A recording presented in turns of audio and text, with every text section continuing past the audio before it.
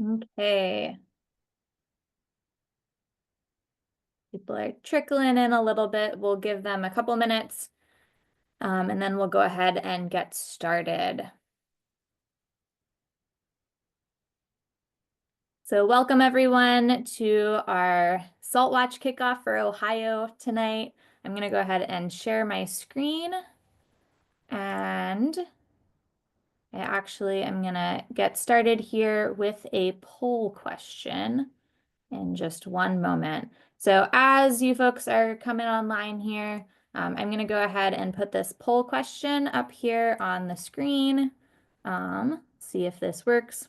So you should see a poll question on your screen, either within the presentation or an actual poll. If you could go ahead and answer that, the question is, how did you first hear about or get involved with SaltWatch? And if for some reason the poll isn't working for you, just go ahead and write that in the chat.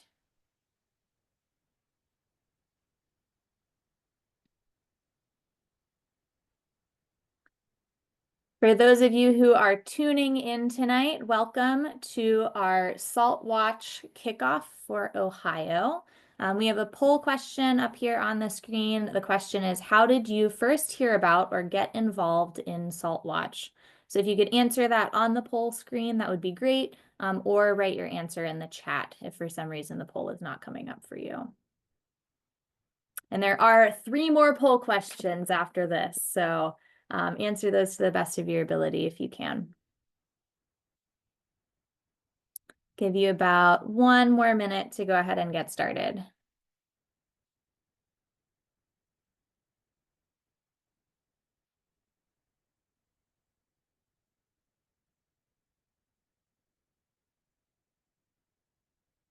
Okay, I'm going to go ahead and end this poll and we can get started with our presentation here today.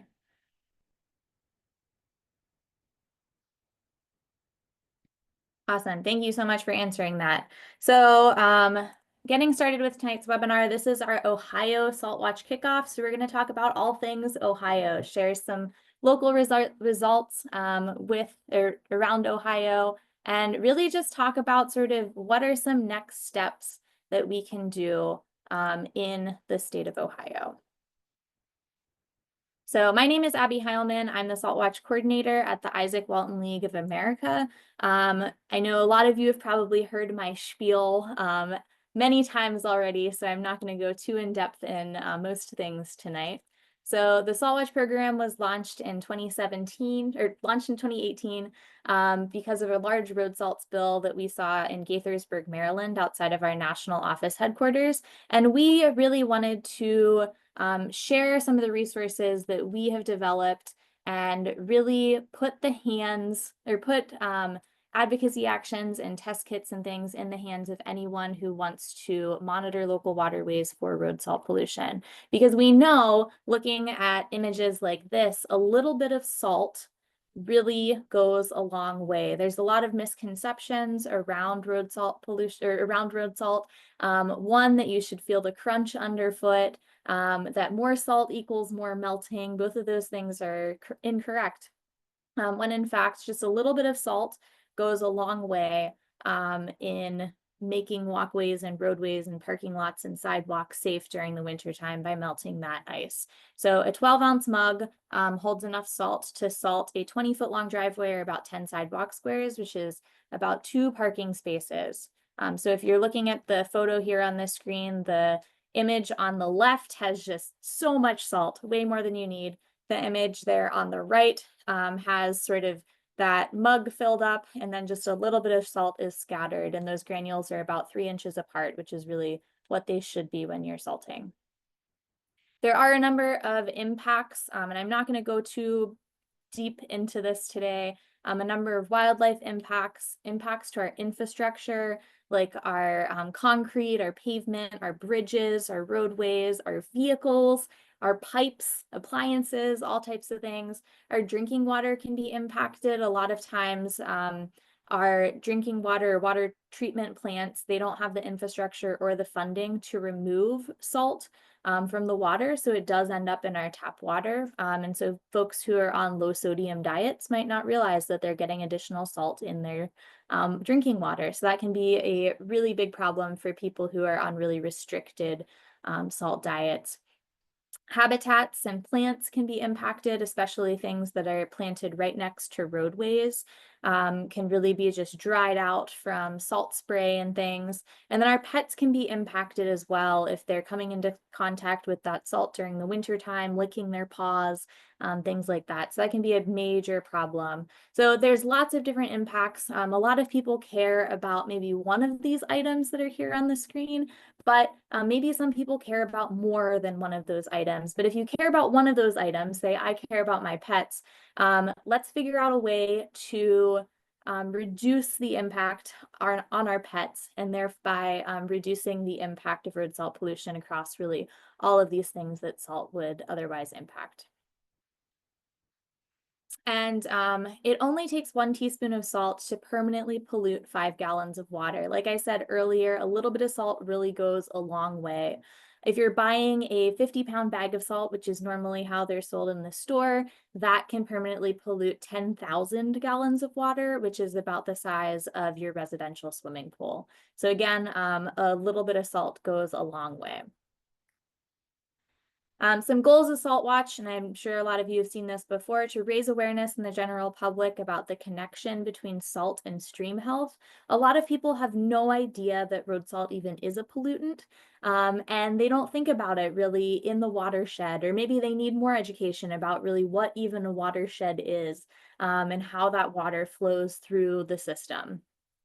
To identify chloride hotspots in fresh water is another one of our goals. And this can go a long way into really helping larger organizations like the EPA or local government organizations to learn really where some of these hotspots are, and then they can do additional monitoring in those areas. So we can be a really big resource, all of us here on this webinar tonight, and even the folks who couldn't make it tonight, we can be a resource to some of those larger agencies to help them out as well. And that's something I think a lot of people don't realize when they are monitoring, is that you are collecting that data, but that data, it can do something.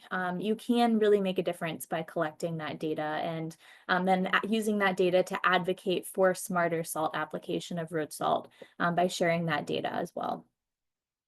We'll talk a little bit more about that today. So many of you are familiar with this. For those of you who might not be, a part of our Salt Watch program is we distribute Salt Watch kits to anyone interested in testing local waterways for road salt pollution. And so each Salt Watch kit, you can sign up online on saltwatch.org to request a kit. And each kit, it comes in a standard business envelope with 4 chloride test strips, instructions for how to take a sample, and instructions for how to upload that data. And they also do have a conversion chart. That's that sort of white postcard in that picture. The conversion chart converts the units of the test strip, which are called Quantab units, into those units of chloride, or parts per million or milligrams per liter chloride. And we really couldn't do this program without our partners. Nationwide, we have, I believe, as of today, 63 official Salt Watch partners. And many of you who are on this webinar today and who will be speaking later tonight, you are such a big part of making this program successful, and we really could not do this without you. And I'm really excited to hear about some of those partners today and some of the initiatives that you've been working on within your region. And Heather put there in the chat the link to go ahead and request a kit and see some of those resources for volunteers, saltwatch.org. So feel free to check that out if you haven't yet. Just some data to show you. So nationwide, again, the program was launched in 2018. So from 2018 until today, we've received over 22,000 data points nationwide. The map that you're seeing there on the left, it's not showing the entire United States, but most of the data that we've received is within the region that's shown here on this slide. The larger the dot or the circle on an area, the more data we have received from that particular region. And then the color of the dot corresponds with really what that concentration is of chloride within that region on average. You will notice that in a lot of cases on this image, a lot of those dots become more red and orange, especially the further north you go, but especially in a lot of those areas that are more urban. And those more urban areas have more roadways, and they also have more impervious surfaces, so surfaces that water can't really seep into the ground. And so we're salting a lot in on those roadways with all that traffic. And so unfortunately, a lot of the chloride spikes that we're seeing are in those very urban regions that are in the northern United States, where we're getting all of that snow. So as of the breakdown that you see there, then on the right-hand side, 27% of the samples that we've received are between 0 and 30 parts per million. That's below the range that we can actually see on the strips, so we consider that to be excellent. 41% of the samples are between 30 and 100 parts per million.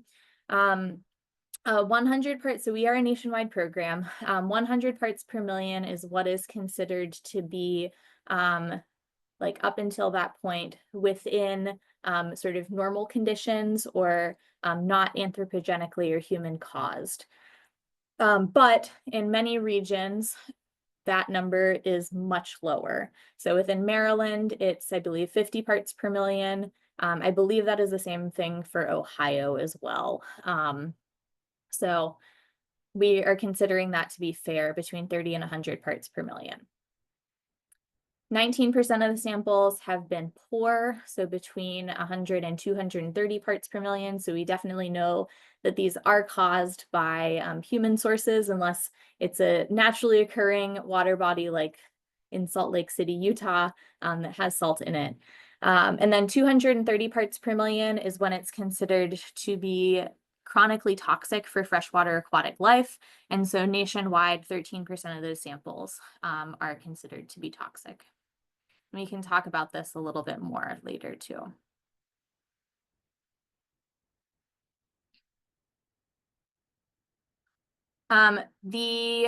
So since the program began until, again, today, data we've received from Ohio, 766 data points. 17% of those samples are excellent, 36% fair, 29% poor, and then 18% are toxic. And so this is just for the region of Ohio.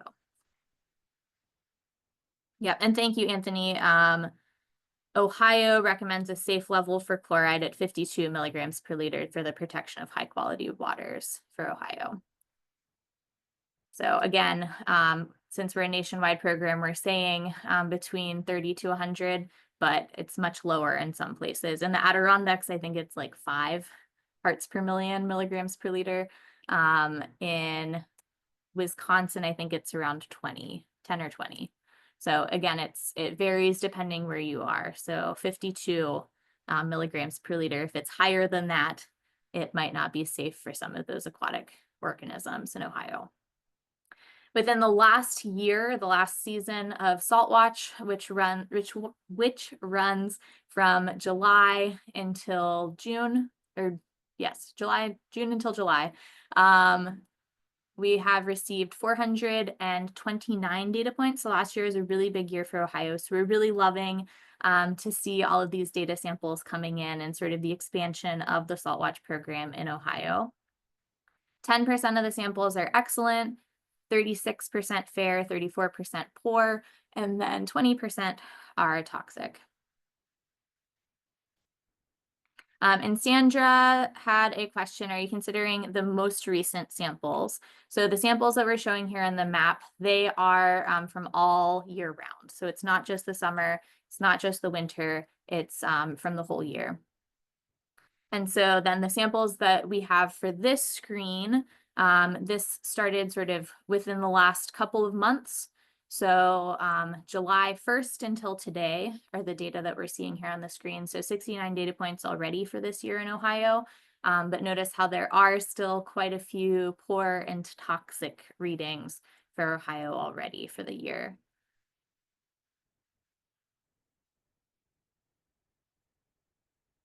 So where does this data go? Many of you are, again, familiar with this. All of the data goes into the Clean Water Hub, which is our national water quality database. It's created with public accessibility in mind and also usability too. So the data is really meant to be easy to access, understand, and share. And we do have a number of color-coded and interactive maps as well. And it does show, this is a sample in Cleveland, Ohio that I looked at today, or a sample site location that really all of the times that it has been tested is way over those toxic conditions for aquatic life. So again, that number is 230 parts per million. So when we're seeing something like this, I was talking with Elizabeth a little bit ago about this sample site location, and it's surrounded by parking lots. I think the Cleveland Clinic is right near this site too. So how do we maybe start some of these conversations with some of these organizations that are near this sample site or near some of these water bodies? Because this is the headwaters for many different watersheds. So if this is the headwaters, that's not a good look for the rest of the watersheds that this really feeds into.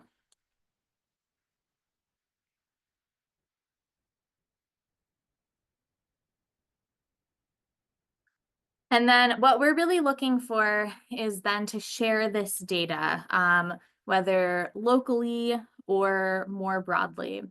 Government agencies for our really high quality data, especially our Save Our Streams or Virginia Save Our Streams data, which is really high quality benthic data. We're sharing that with the US EPA annually. But all of the data that we have in the Clean Water Hub is available to government agencies to look at and other organizations to look at. Internally and sort of externally facing, we share it in our annual report and also as updates to volunteers and outreach to media sources. And that's something that a lot of other organizations that use the hub also do as well. And then anyone who is a clean water advocate like you can use that data to write letters to the editor, contact local reps, and really educate community members about what's happening in your own backyard, because you really don't know until you're actually going out there and taking a sample. So on that note, we have another poll question, and the question is, what have you done beyond monitoring? And I'll go ahead and launch this here for you. So what have you done beyond monitoring? And if you haven't done anything, that's okay too. Some options that I just put there on the screen, and you might have something different, is talk to a neighbor, reduce salt use at home, write a letter to the editor, submit an action alert. Lots of different options. So I'll give you a couple minutes, give you 2 minutes to write some answers. So what have you done beyond monitoring? We'd love to see what you have done.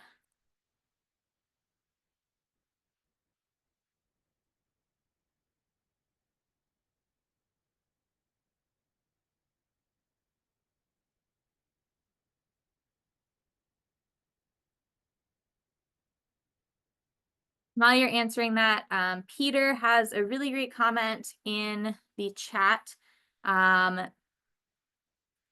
We've noticed excessive salting occurs for liability reasons. This is something that I'd be happy to talk more about sort of at the end of this presentation. So how have you addressed that concern, safety versus environmental? And it really is a balance. And we do have some resources to sort of take you a little bit deeper into this, but I'm happy to sort of open that up for more of a discussion at the end of this webinar as well. So I'll sort of put a pin in that for now, and then I'll come back to that at the end.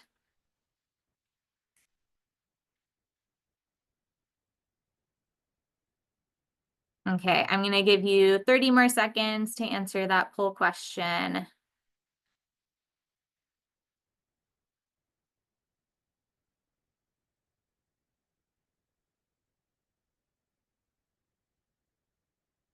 So put any last thoughts. What have you done beyond monitoring?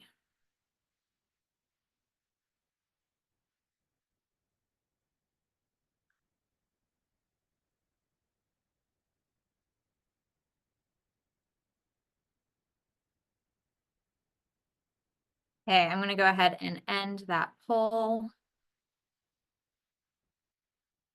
If you're in the middle of typing, feel free to write your answer there in the chat then. Okay. And we're going to go and keep moving on.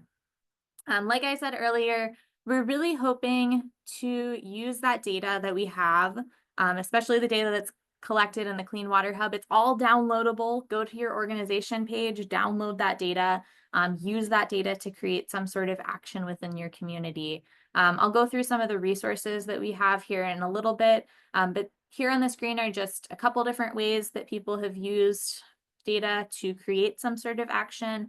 Somebody wrote an opinion piece for the Washington Post. Another volunteer testified at the Philadelphia City Council about road salt pollution within the area, the neighborhood. We have action alerts, especially for if there's something at the state level, like a statewide salt reduction bill that's going through. So make sure that you sign up on our newsletter as well. Heather, if you can put sort of a newsletter link in the chat, I think we have one somewhere. If you're not already receiving our newsletters, we have all of these updates on there as part of our monthly newsletter. So turning that data into some sort of an action. And those actions don't have to be something huge. You don't have to be on TV to have it be considered a really great action. Doing stuff at home, shoveling early and often to remove that salt before it turns into, or to remove the snow before it turns into ice, scattering salt, sweeping it up after a storm event. Those are really big things that you can do to really make a big difference. And all of those little actions do really add up at the end of the day. Even things like talking to your neighbor, talking to a local business. A lot of people, again, they have no idea that road salt is even a pollutant. So starting those conversations is really huge. Another poll question, I promise there's only a couple more here, and then I'll be done here with polls. So I just put that up on the screen. What is a Salt Watch action you plan to take this year? And I believe that this is multiple choice. So go ahead and select something, or if you don't, if you have something else that's not listed on the screen, go ahead and write that into the chat. So what is a SALT action you plan to take this year? Write a letter to the editor. That's what LTE is in the poll, letter to the editor. Write a letter to rep, talk to your neighbor, reduce salt at home, or other. And Heather listed our newsletter sign up there in the chat. So if anyone wants to sign up for a newsletter to get some monthly updates, feel free to do that. So I'll give you one more minute to go ahead and answer that poll question.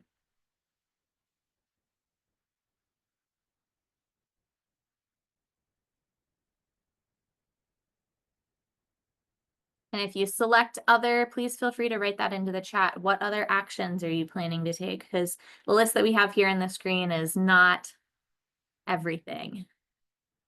We'd love to hear what else you're doing.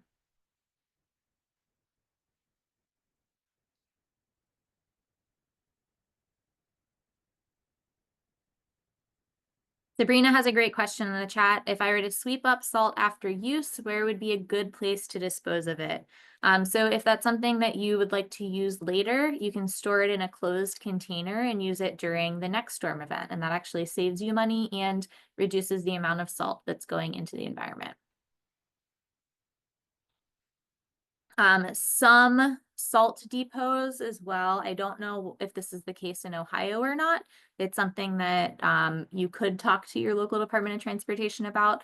But here in Maryland, in the city that my office is located in, they actually have a salt depot that does sort of a take back program at the end of the season. And so for especially like road salt, contracted road salt applicators, if they have a lot of excess salt at the end of the season and they might otherwise dump that down the storm drain, which is not the ideal situation, as we all know, they can actually take that to the depot and drop that off. It's not the case in a lot of areas, but that is something that some folks do, or some organizations do. So just an option there. So I'm going to go ahead and end that poll question. And I have a couple more slides, and then I'm going to actually pass it over to Ellie here in a minute. So we do have a number of resources available. Heather listed a link at the very beginning of this webinar in the chat. If you go to saltwatch.org and then click on what you can do, there's all of these resources available there. We have fact sheets about fluoride in drinking water, fluoride in infrastructure, and I know we're going to be adding to this soon. We have a number of flyers that you can distribute, and these flyers, some of them are for homeowners, some are for HOAs and condo associations or businesses. We have an advocacy guide. We actually have two advocacy guides. The one that's here on the screen is more about starting a Salt Watch campaign in your community. So starting those conversations with a lot of different organizations is really huge. And it sort of walks you through the background of different organizations like departments of transportation or homeowners associations or for-hire road salt applicators, and sort of gives you some talking points so you can get those conversations started in a positive manner. We do have Spanish resources to reach additional audiences and template letters to state representatives, and then also to the editor as well. And we have a number of toolkits. We just recently, within the last month or so, released a faith-based toolkit for the faith-based community to have some different actions within their congregation. We have a toolkit for our Isaac Walton League chapters. There are a number of chapters in Ohio. You can also use this for your organization, your watershed organization as well. And then we do have at least one event toolkit, how to run a successful Paint the Plow event. So if something like that is what you're interested in doing, there's sort of all of the tips and sort of things that we learned since we ran a Paint the Plow last year. And we do have a new resource. Heather, who's sort of lurking here in the background, was the sort of brains behind a lot of this. A letter to the editor and op-ed guide. And this is, I believe, is also linked on the saltwatch.org as a resource as well. So lots of different resources. Feel free to download them, share them, spread the word. Those are free to use. And then I promise this is the last poll for this webinar. I'm going to go ahead and launch that. What could help you leap the hurdle of going beyond monitoring and complete some sort of advocacy action? So maybe you're not sure about doing an advocacy action, or maybe don't even know what a good advocacy action is. What can we do to help you sort of leap that hurdle and do something beyond monitoring, whether that's talking to your neighbor, writing a letter to the editor, letter to reps, talking to a local business or maybe a school or hospital about smart salting practices. If there's something that you can think of, what could help you really leap that hurdle?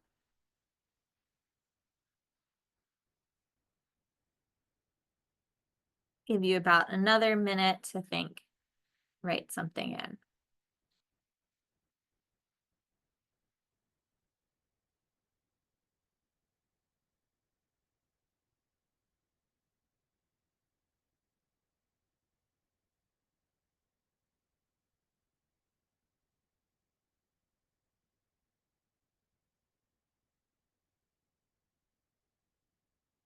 And Heather went and posted that link for outreach and advocacy resources in the chat.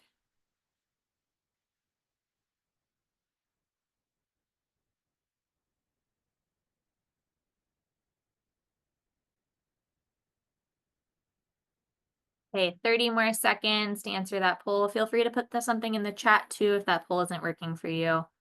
We'd love to see what we can do to help you maybe start thinking about doing an advocacy action locally.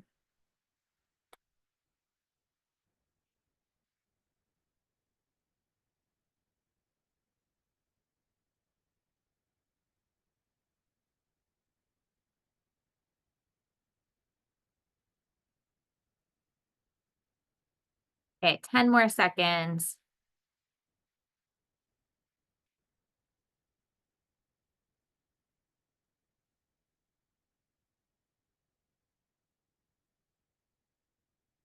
Okay, I'm going to go ahead and end that poll.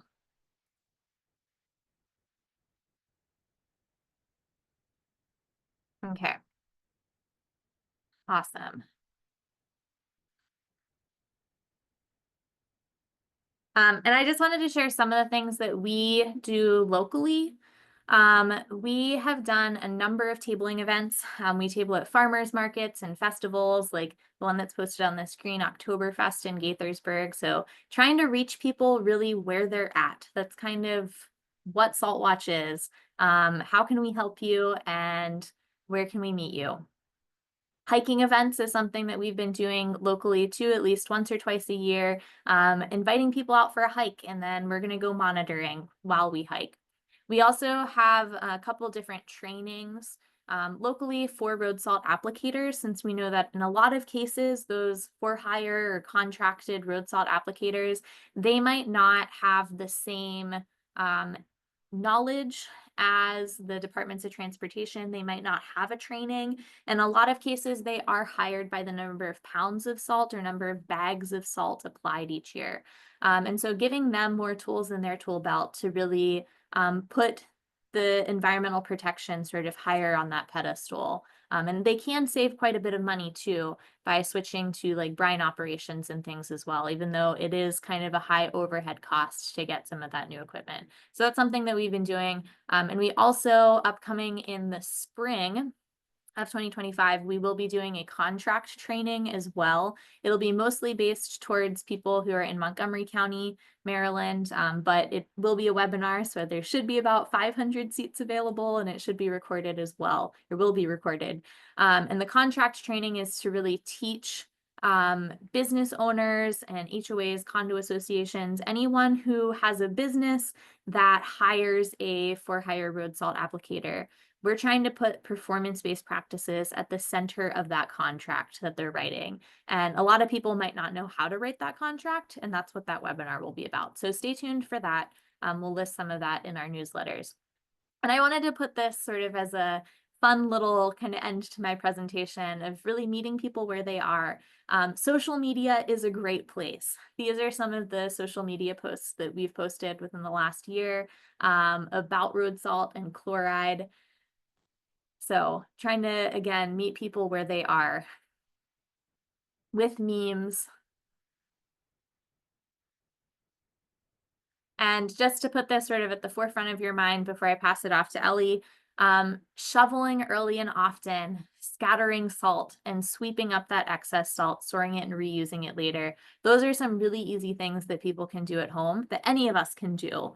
And that really does make a big impact to the environment. So I think this is really the starting point. And then once you start doing this at home, maybe you can start having conversations with your neighbor about how well this is working for you. And if you can't shovel your walkways, I know not everybody is able, find some neighbor kids. They're really great. They have those young backs that can take all of that shoveling. So shovel, scatter, and sweep. Oh, one more thing too, I wanted to mention Winter Salt Awareness Week is this January 27th through the 31st. And there will be more information about this. We'll post some more information on our social media, maybe on our website, and then definitely in our newsletters about Winter Salt Awareness Week. There will be national speakers, state speakers. I know there will be some state speakers, or at least one state speaker from Ohio, I think on that Wednesday. And then on Friday is a monitoring day where they're actually encouraging people to go out, monitor, and bring the press with you. And so if there's multiple organizations that are involved, there might be a better chance of press coming and really learning more about road salt and why we care and why we should care and why it doing things like monitoring really makes a difference. So there's more information coming out shortly, so stay tuned for that. Also, I did want to say too, before I kick it over to Ellie, if you are doing those advocacy actions, let us know. Shoot me an email. I think we do have a form that you can fill out as well online telling us about your advocacy action. We would like to recognize you as Salt Watcher of the Month. And we want to really help people go from maybe not monitoring to starting to monitor and learn what's happening in their backyards, and then going and doing advocacy actions and becoming clean water advocates as well. So with that, I'm going to go ahead and stop sharing. And please feel free to visit saltwatch.org or email me at saltwatch@iwla.org. I'm not done with the conversation. I'm going to sort of hop into the background and kick it over to Ellie. Ellie she's based out of Columbus right now, and she's with FLOW, Friends of the Lower Olentangy Watershed. And so she's going to give us a little bit of information about what her organization has been up to. And I'm excited to hear more. So without further ado, kicking it over to Ellie. Okay, thank you. As she said, Friends of the Lower Olentangy Watershed, we deal with 32 miles of the river from the Delaware, Ohio Dam down to where the Olentangy meets the Scioto River. Most of the monitoring we've done has taken place in the lower part, the much more urban parts of the watershed. I am not actually a monitor, so I'm sharing second and third hand. Our leaders of this group couldn't be here tonight, so I do have a chart of information, which if I can share my screen, I'm hoping I can share that. Try that now. You should be able to. Okay.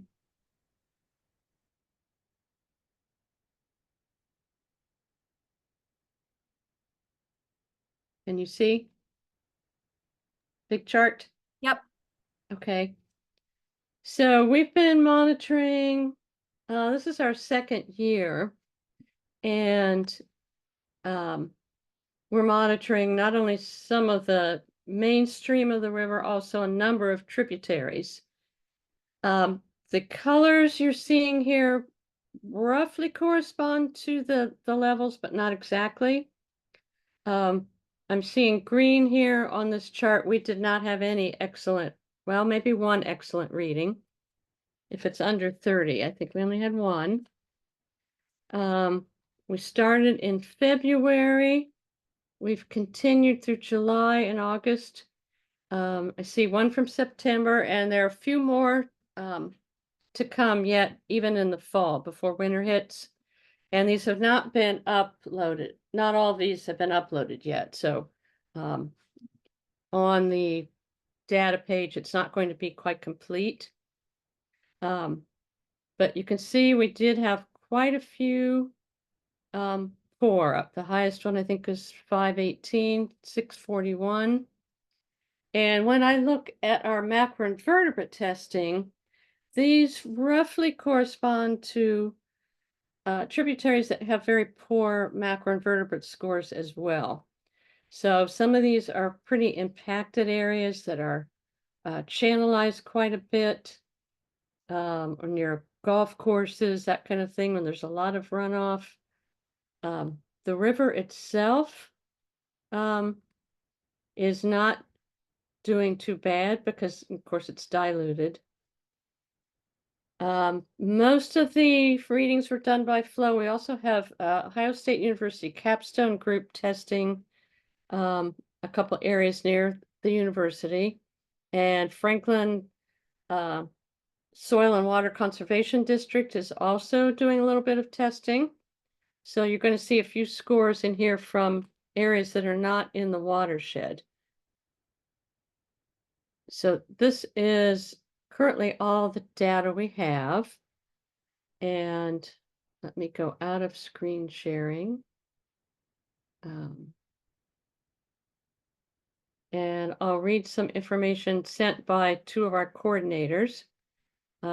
Jenna Roller-Knapp discussed who was doing the sampling. She's saying that we do have some more uploading to come. Then Petra, who did also chimed in. She said most of these were only collected once just to get a baseline. The tributaries all showed a significant spike after road salt was applied. In some cases, the levels dropped off after rain or melt, but in some cases stayed fairly high. In some cases, even though the spike did not reach toxic levels, in other cases it did. Um, she mentioned something about chemistry instrument data. I believe Dr. Nicole Karn did some measuring with some very sophisticated data to see if the strips were giving an accurate reading. And I think for the most part, they were pretty close. So she was just doing kind of a backup to see how that worked with her sensitive equipment in the lab. She has a question how the winter salt watch and summer salt watch correspond, wondering if the current drought has led to pollution concentrations. And she's saying that we do plan to do some repeat sampling in some of the tributaries before winter jumps in. So if there are questions, I will do my best to answer. If not, I will pass on information so people can contact the people actually doing the testing.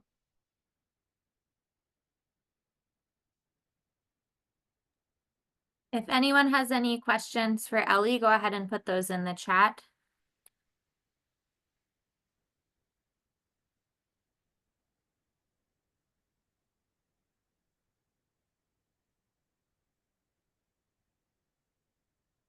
Thank you so much, Ellie.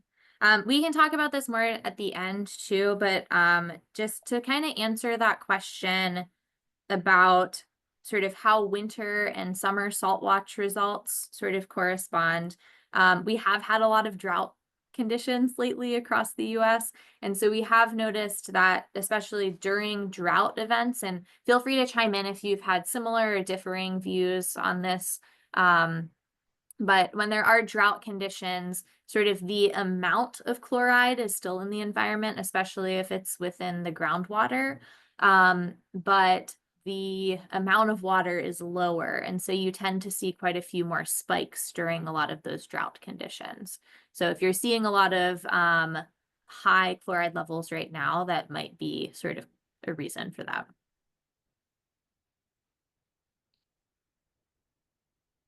Awesome. Thank you so much. And Ellie put Jenna's contact in there. Jenna sort of spearheading the monitoring efforts for flow. Yeah, the people doing this testing are also doing the macroinvertebrate testing, our stream quality monitoring. So a lot of these sites are the same ones where we've done that macroinvertebrate testing. Awesome. Great. Thank you so much, Ellie. I really appreciate it. If anybody has any additional questions for Ellie, please put those in the chat and we'll try to talk about those later. And again, Ellie is in Columbus with Flo. So if there's any other folks who are here in Columbus tonight or in the area, please go ahead and sort of try to get in touch with one another and start some of the conversations locally. Sandra had a question, is Jenna's contact info public? And Heather said you can reach Jenna at Mad Science Scientist Association. Wow, I cannot speak today. madscienceassociates.net. Right. And that's okay for folks to email her if they have questions. So. Perfect. Thank you so much. So I'm going to go ahead and kick it over to Elizabeth, who is from Cleveland Metro Parks, so Cleveland, Ohio. And you guys have been monitoring with us for a couple years now. So I'm excited to see what's happening in Cleveland. So without further ado, kicking it over to Elizabeth. Thanks, Abby. For those who are not from Cleveland, I'm with Cleveland Metro Parks, and I'm housed out of what we call our Watershed Stewardship Center. It's a nature center in the heart of our Cleveland Metro Parks in Parma, Ohio, which is one of the largest communities in Cuyahoga County.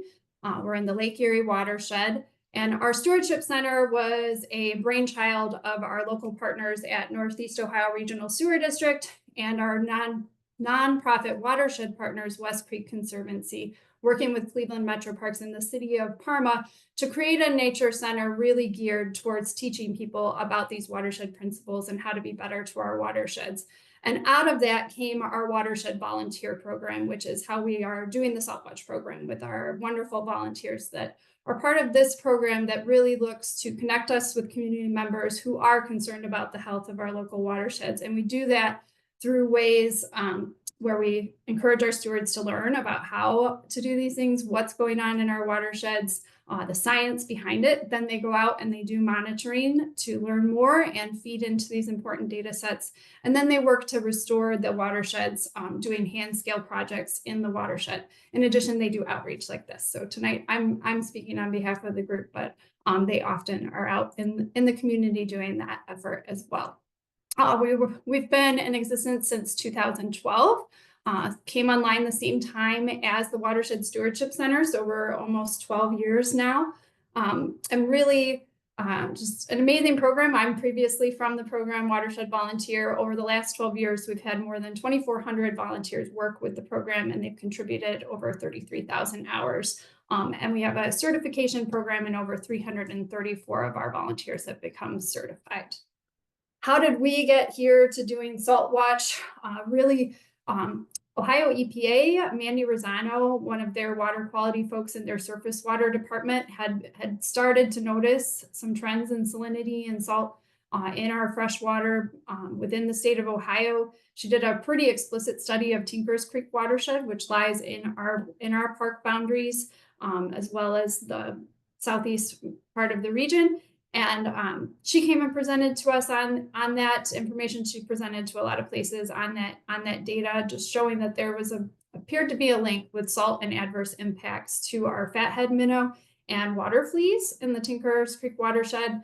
I used to be at Cuyahoga Soil and Water Conservation District and helped do our chemistry monitoring program with our volunteers there. So we were kind of brainstorming together, how do we look at this more locally, regionally, because at the state level, they're not able to get out as often. We had talked about looking at our stormwater control measures, and are they helping with salt, or maybe are they actually putting it all in one place and it's coming out of these stormwater basins. So that's kind of where the thought started. Mandy was doing this monitoring, sharing this data, thinking about what we actually consider to be fresh water, broadening that to include green infrastructure. We were taking that information and putting that out into the public through our regional stormwater education program. So our Northeast Ohio public involvement, public education groups, which are local watershed partners and local soil and water conservation districts, were really getting out to encourage better practices. So doing that at the neighborhood level, just like Abby's doing with the Isaac Walton League, but also giving those workshops to our municipalities and getting them to hopefully adopt best practices. Enter WVP joining Salt Watch. So 2 years ago, I think, through some light or perhaps not so light encouragement, I convinced our community science assistant to bring Salt Watch to our watershed volunteer program. Wow, we got a little bit of a late start, but we started in winter of 2023. We held an in-person training / virtual hybrid training where Abby presented virtually, and then we did in-person training on how to do the protocols for our volunteers. So we started with 25 volunteers sampling 30 different sites, and had them all successfully send in their data. And we're really not just park-wide, but also we're really focused on West Creek specifically, because that reservation is relatively new, and because the Stewardship Center was new. We've actually just started salting there. We didn't salt there initially because we're all around watershed education and good watershed practices. We weren't salting for quite a while. I believe we maybe started in 2017 out of a safety necessity. So we're a good use case specifically right at West Creek for is salt. Sorry about that. That was neat. No worries. So it was really kind of also a specific good case to be able to test at West Creek specifically, because we should have lower levels of salt in our stream. So we created specifically a suite of sites within the West Creek Reservation near the Watershed Stewardship Center where we could test upstream of our road salt inputs and downstream, and then downstream of all of our stormwater control measures, which are hopefully helping with all of that. So it's a unique site to do that, but then we also broadened that to our whole park region. So you can kind of see on this map what we call the emerald necklace. So all the green, I don't know if you can see my arrow, but all the green that kind of circles Cleveland is pretty much Cleveland Metro Parks. So we've got stations throughout the region, throughout Cleveland Metro Parks, throughout multiple watersheds. So Rocky River Watershed, Cuyahoga River Watershed, Chagrin River, and we even have some volunteers who like to monitor beyond our borders on the west side out in our Black River Watershed. So we've got pretty good representation throughout the region and coverage throughout the system. This year we brought it back hopefully better. We were a little more organized. We got started a little bit earlier. We offered purely an in-person training. So Abby still joined us virtually, but everyone was on site and got trained on site. We now had 29 sites that we're actively monitoring. And we're delighted that a lot of our monitors have kind of taken that to the next level. So instead of just doing the 4 winter samples, they're also monitoring throughout the year. So we're getting a better sense of salt water levels over time at these sites. So that's just a map of what it looks like today at all of our stations for the 2024 monitoring. And I picked a couple of specific sites to highlight or not highlight, I don't know, just with some interesting results. So our West Creek site, downstream of the Watershed Stewardship Center, also downstream of a giant eagle, and across the way from our West Creek Conservancy Partners office is an interesting site on the main stem of West Creek, which is a very ultra-urban watershed, over 80% developed, over 40% impervious surfaces. And just noticing that throughout the year, we're not getting back to that baseline level that we would like to see within our watersheds. Going to the west side, out to the Black River watershed, Paul and Robin monitor out there. And what's interesting about this site is they're monitoring at the mouth of Hyder Creek as it enters Lake Erie. So is there maybe some Lake Erie influence happening here? You can notice that it did finally get down to reasonable levels just this August. So I do wonder if the drought has had some effect on that, or maybe it's just that you're constantly getting urban inputs there closer to the lake. Wolf Creek is an interesting site monitored by Chris and Dave. This is a urban reservation that we have in kind of the middle of the necklace, in between West Creek and downtown Cleveland. And we have a creek that we just did a restoration project, and we also brought back a historical recreational pond. And there's potential for Wolf Creek to interact with that pond. So we have interest in the water quality coming from Wolf Creek. Upstream, there's a couple of combined sewer overflows, as well as hospital, other inputs. And you'll notice that we are seeing elevated readings throughout the year here. So we'll be keeping our eye on that, sharing this information with our outdoor rec team as they look to do programs on the pond, and also with our park manager and municipal partners. And then there's just some of these sites that are kind of mysteries, and I'm not quite sure. Need to do a little bit of a deeper dive into what's going on. Our Brecksville Reservation, we wanted to sample this stormwater basin that historically has had pretty high salt content.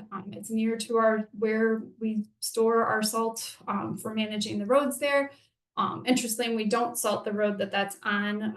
We close it during the winter to prevent salt from getting into that watershed.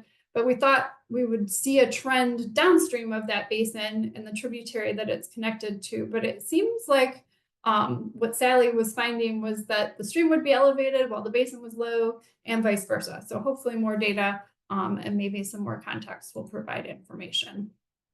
And then getting into going beyond Saltwatch, we have a naturalist named Peter Frank, who has expanded the program beyond our volunteers and out into the community with students at Biomed.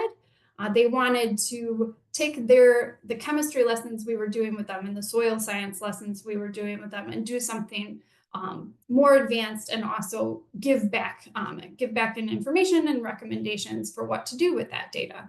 So Peter's been working with 56 high school students. He took the lessons learned from Saltwatch and then some of our other monitoring equipment and had them monitor for salt within the soils, but also at our at those sites that I mentioned earlier to kind of look at our upstream and downstream inputs.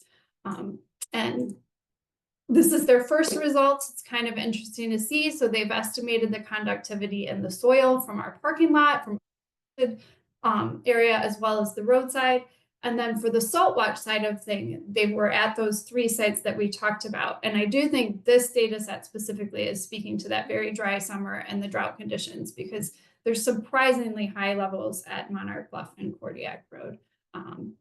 So stay tuned.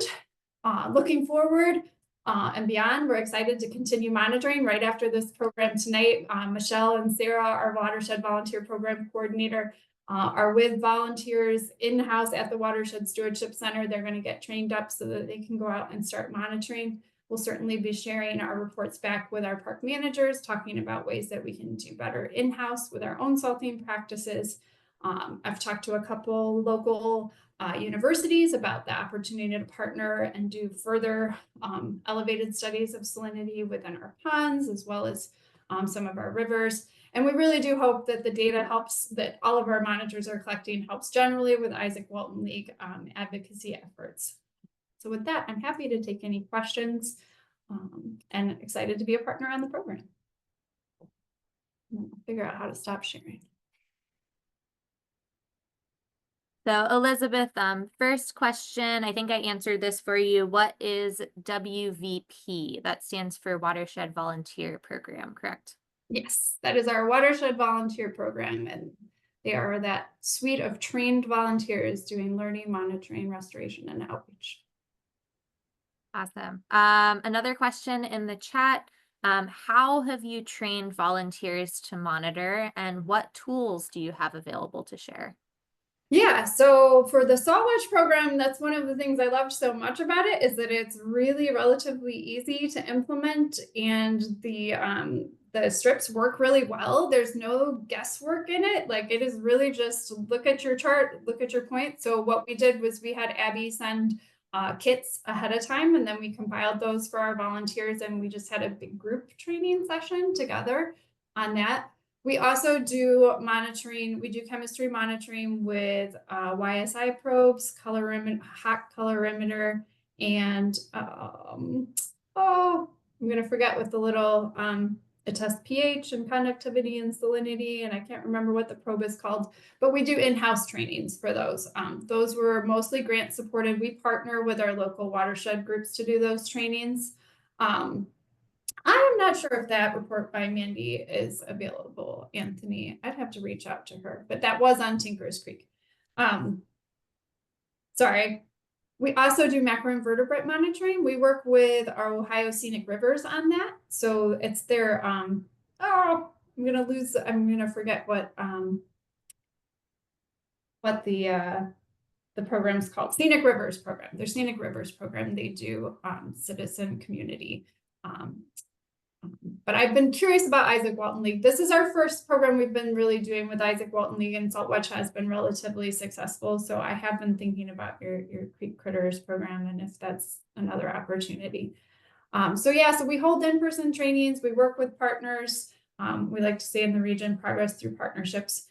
So we have plenty of those, and we utilize them to the best of our ability, because we are not all trained chemists or hydrologists on our staff. We really are trying to provide a full watershed experience for our volunteers. We kind of call it choose your own adventure volunteering and learning.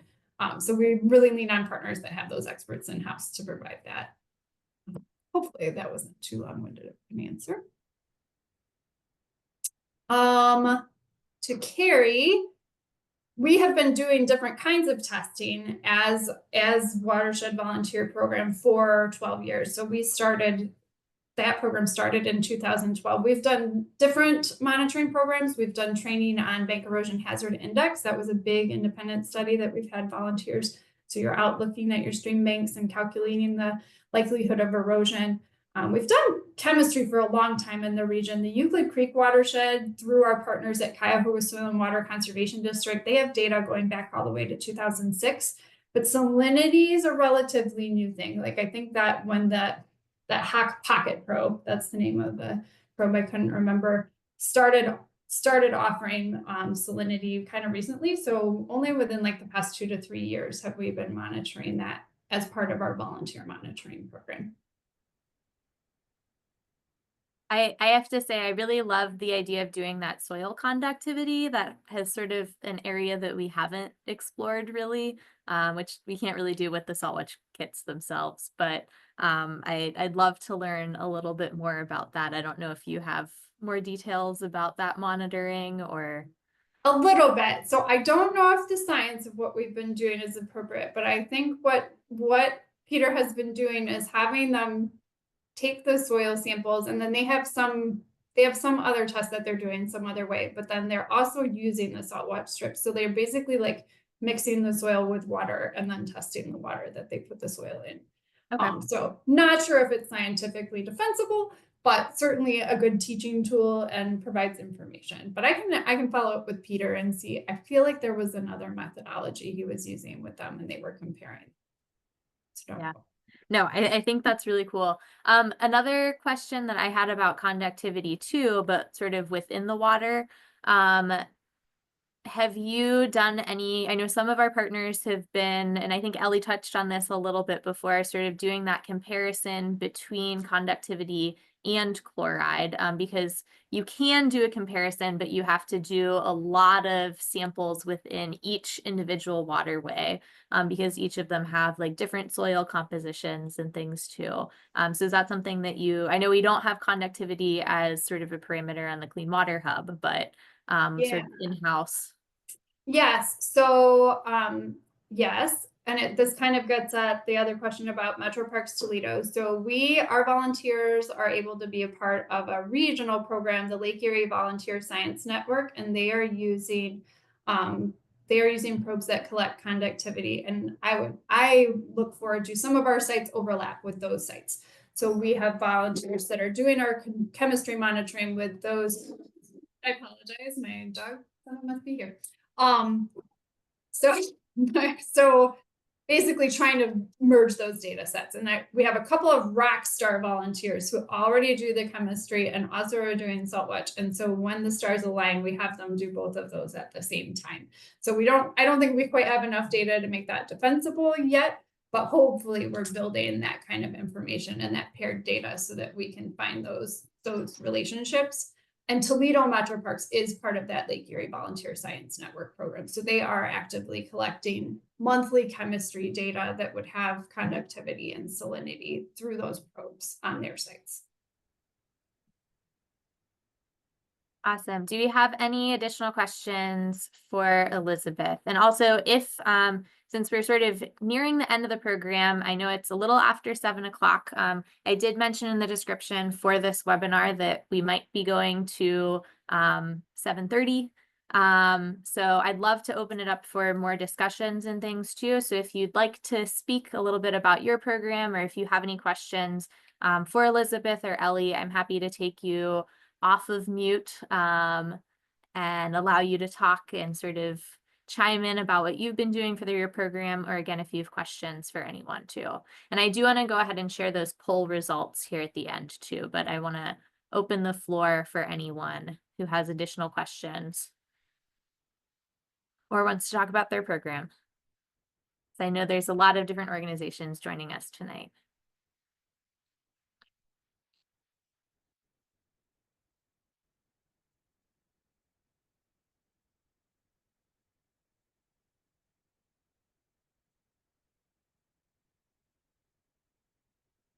You can raise your hand or put something in the chat and we can do that.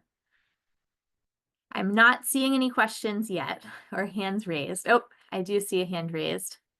Sandra, I'm going to go ahead and allow you to talk here. So you should be able to unmute yourself. Okay. I was just going to say that we are FACT, which is Friends of Alum Creek and Tributaries, which is in Columbus. We're very familiar with Flow, which is also in Columbus. We're kind of just new into the monitoring thing. We're just kind of trying to ramp up.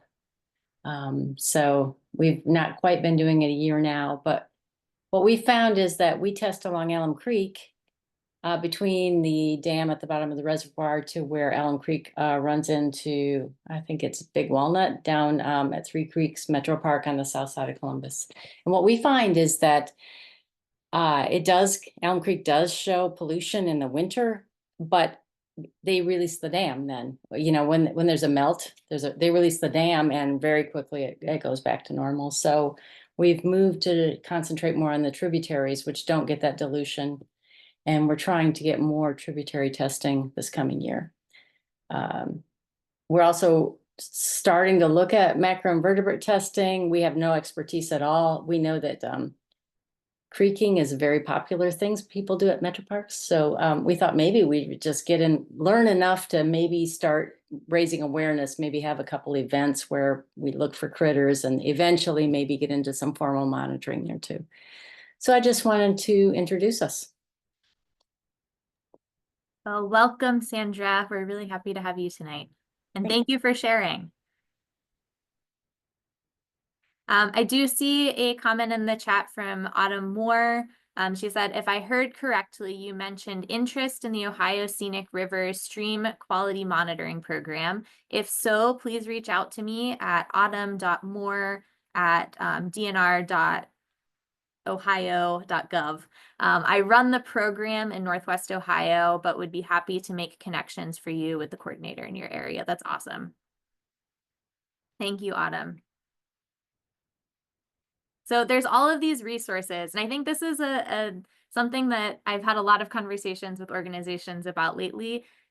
We're all sort of independently doing our own thing, and it's really hard to kind of get everyone together and really start the conversation, and maybe have kind of like a more regional focus, or sort of words or phrases and things that we can share locally to really have like cohesive messaging at a local level.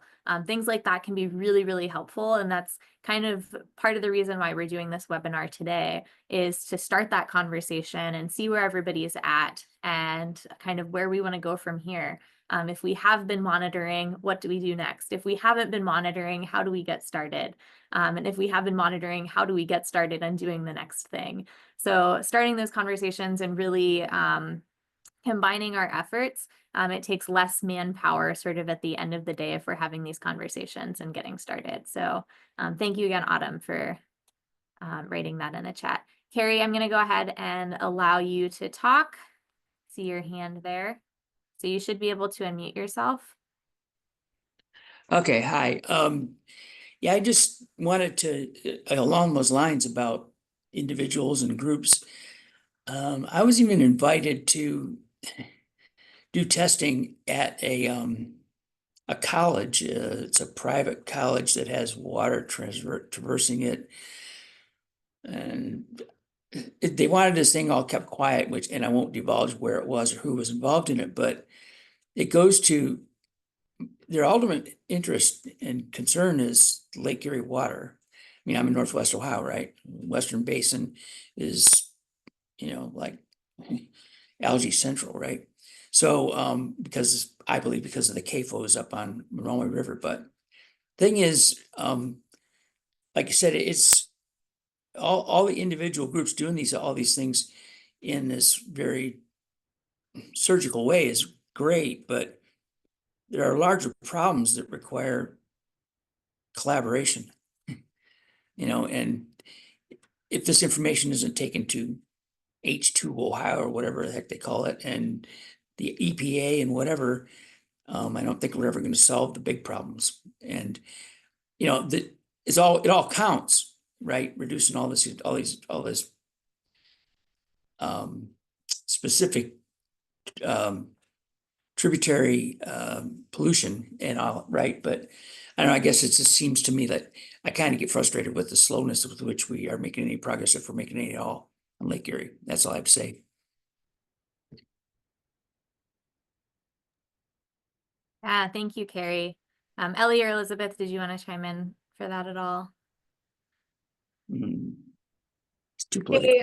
I'm very appreciative that, at least in my role formerly at Cuyahoga Soil and Water Conservation District and now at Cleveland Metro Parks, that we do have a lot of partners that are taking pretty big actions and making a lot of progress. We have the Cuyahoga Area of Concern, you know, getting rid of all those old industrial beneficial use impairments. We've got Northeast Ohio Regional Sewer District doing a lot of investment in the region to address big problems with our, you know, sanitary discharges.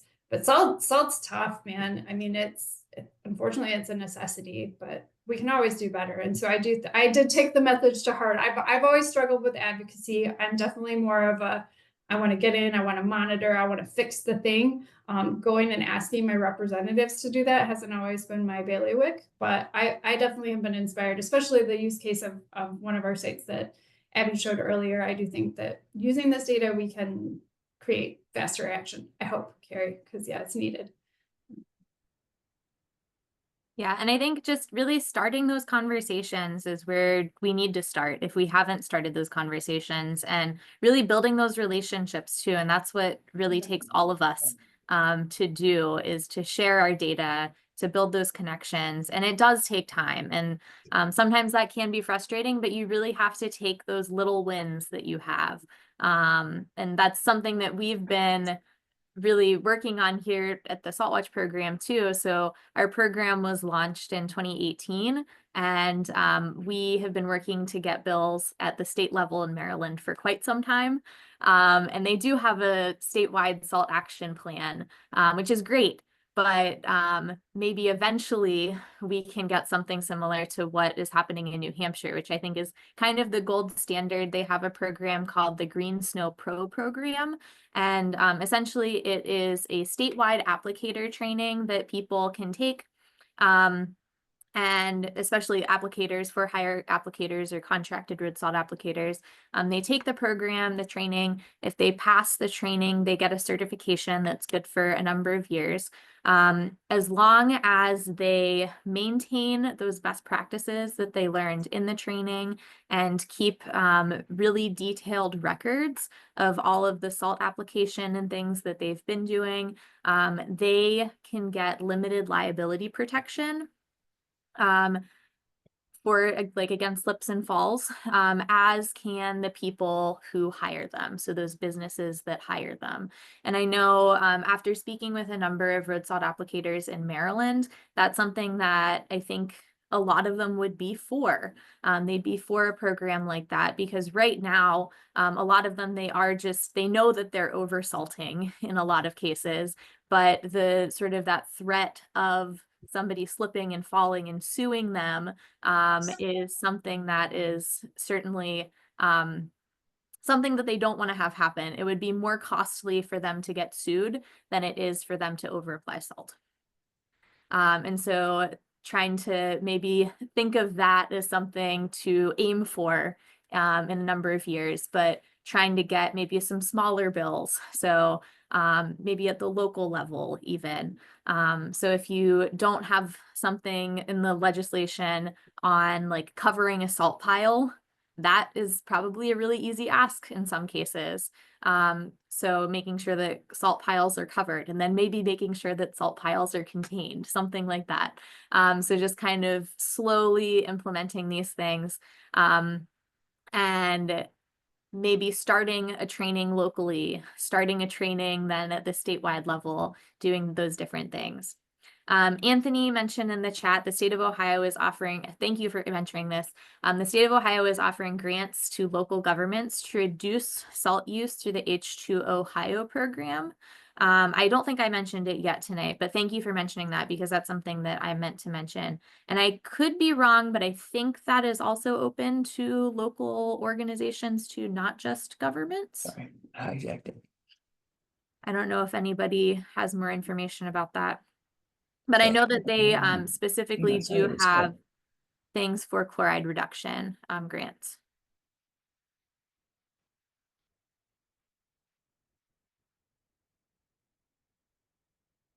And just to answer another question that we didn't go over earlier from Chris Brown, what is the best sampling frequency for monitoring of a site? Ideally, it would be once a month. Some people can monitor more than that, and that's awesome. Basically, the more data that we collect on some of these areas, the better. But once a month would be fantastic if that's something that you can do. But we realize not everybody has that option to go out all the time. And then also additional times during the winter time as well, sort of after some of those salting events. Okay, would anyone else like to come off of mute and have any discussions or anything? Talk a little bit about your program. Okay, I did want to share some of the poll results just to get people thinking about maybe where they receive some of their information and what some people are doing in the local community. So the first question was, how did you first hear about or get involved with Salt Watch? And I think that this can translate to how can we get more people involved in our programs too, not just Salt Watch. So the internet, coworker recommendation, watershed volunteer program at Cleveland Metro Parks, an Isaac Walton League newsletter, a local organization, Flow, more local organizations. Saw this webinar placed in my work office calendar. That's awesome. Another webinar, Instagram, email. So lots of different sources is where we've been getting some of these, not only trainings, but some different programs. The next question that I had is, what have you done beyond monitoring? And some examples that I gave were talk to a neighbor, reduce salt at home, write a letter to the editor, submit an action alert, go to a local town hall, something like that. Educate people around me in my life. That's awesome. Encourage our volunteers to join Salt Watch, but also reduce my own salt use at home and at work.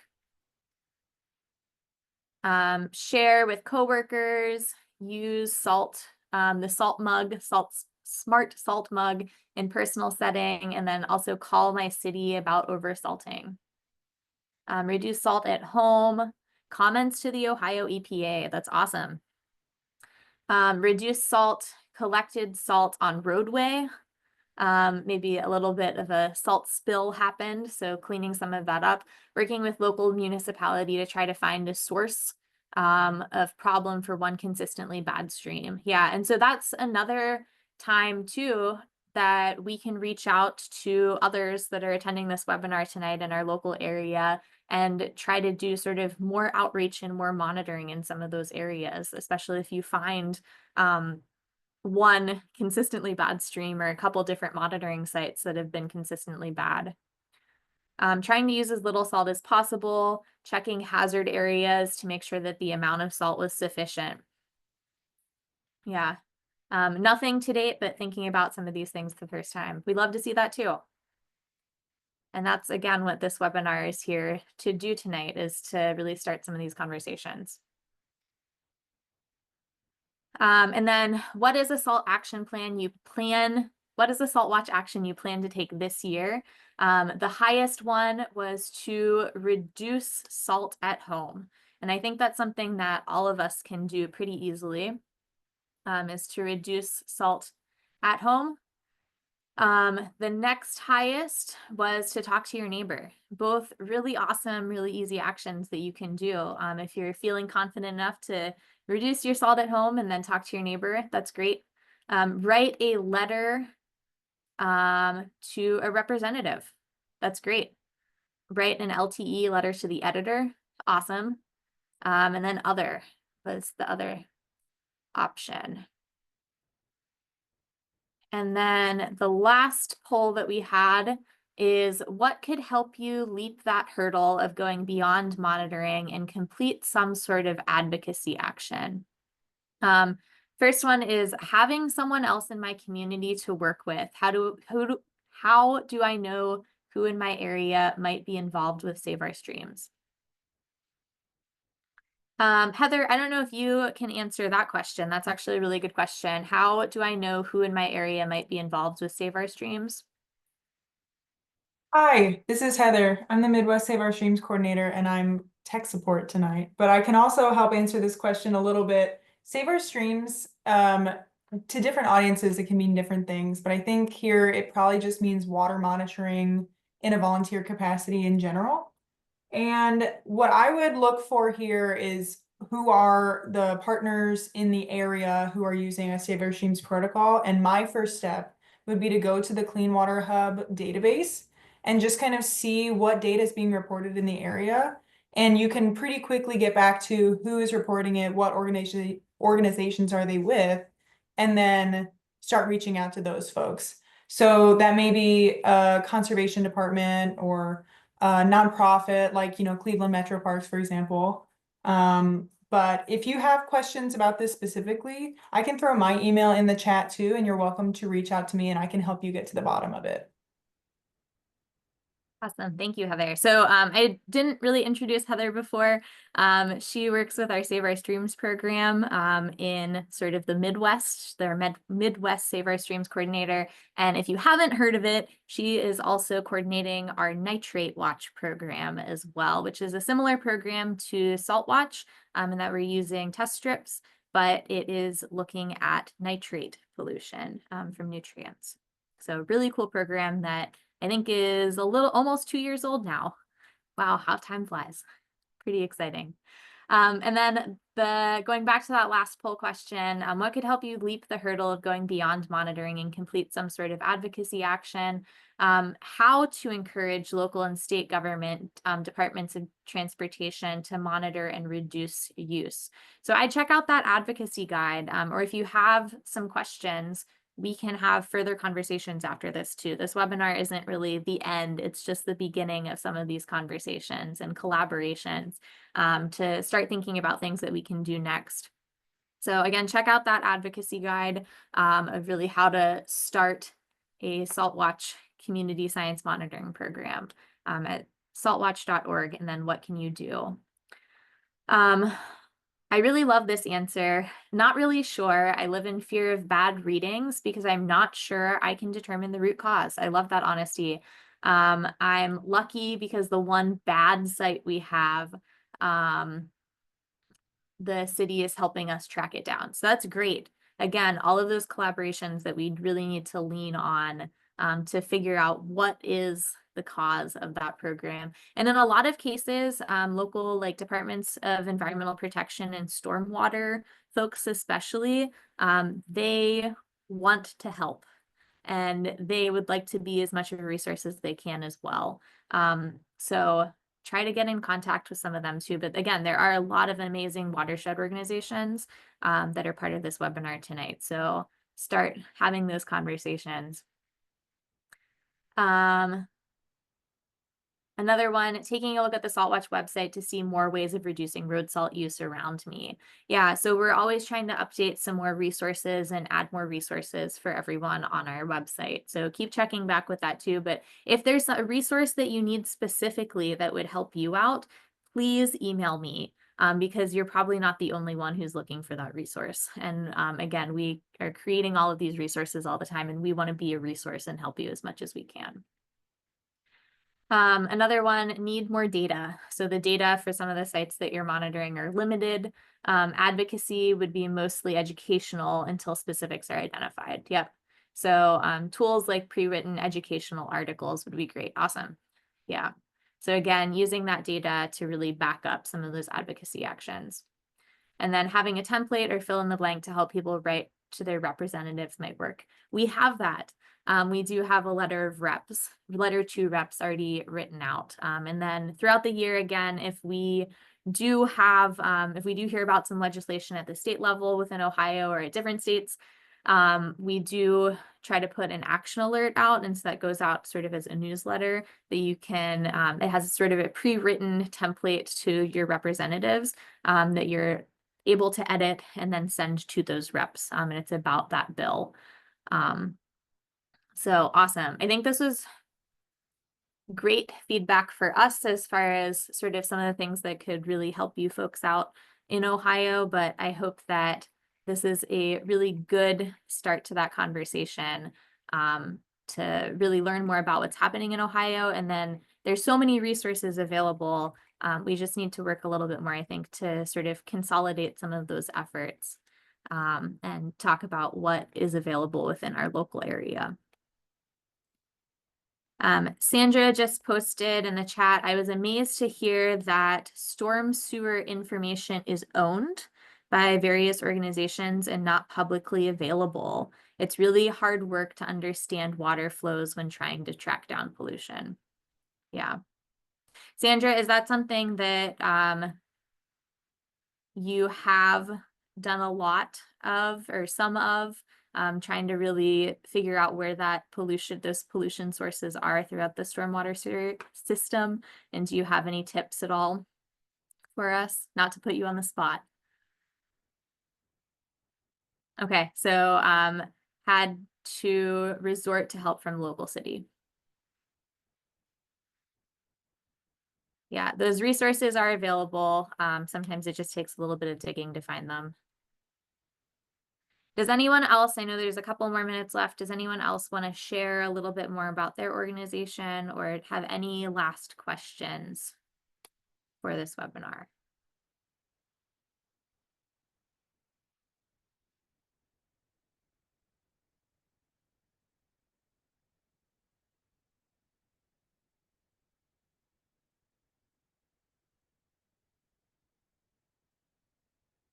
Well, thank you so much, everyone, for joining us tonight. I hope that you learned a little bit, maybe learned a little bit more about what's happening in Ohio and what some of our partner organizations have been doing throughout the state.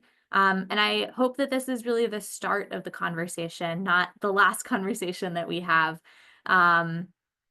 We really need to start working together a little bit more and having more communication between our organizations, because it really takes a village to make those changes happen. And like Carrie had mentioned, change does take time. And I think it's important for us to really support each other as much as we can, because otherwise sometimes it can be a little bit frustrating to see some of those changes take place, because they do take time. But just know that there are a lot of little wins that we've been doing along the way. And even the fact that we have this webinar tonight and have so many different organizations joining us is really, really positive.